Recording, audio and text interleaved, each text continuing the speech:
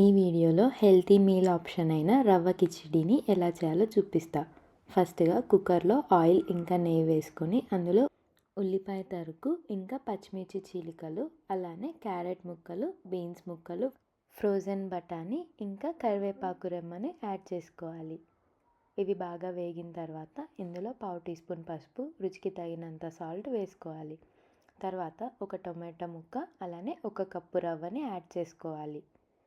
ఇవన్నీ బాగా కలిసిన తర్వాత ఇందులోకి ఒక కట్ట పాలకూరను కూడా వేసుకోవాలి. పాలకూర అనేది కంప్లీట్లీ ఆప్షనల్, వేసుకుంటే హెల్దీ అని మేము యాడ్ చేసాము. తర్వాత ఇందులో 1/2 కప్పు నానబెట్టుకున్న పెసరపప్పుని యాడ్ చేయాలి. ఇప్పుడు ఇందులో వాటర్ యాడ్ చేసుకోవాలి. 1 కప్పు రవ్వ ఇంకా 1/2 కప్పు పెసరపప్పు తీసుకున్నాను. వీటన్నిటికీ కలిపి 6 కప్స్ వాటర్ యాడ్ చేసుకోవాలి. ఇందులో 1 స్పూన్ గరం మసాలాను యాడ్ చేసుకొని 3 to 4 విజిల్స్ రానివ్వాలి. అంతే, మన రవ్వ కిచిడి రెడీ అవుతుంది.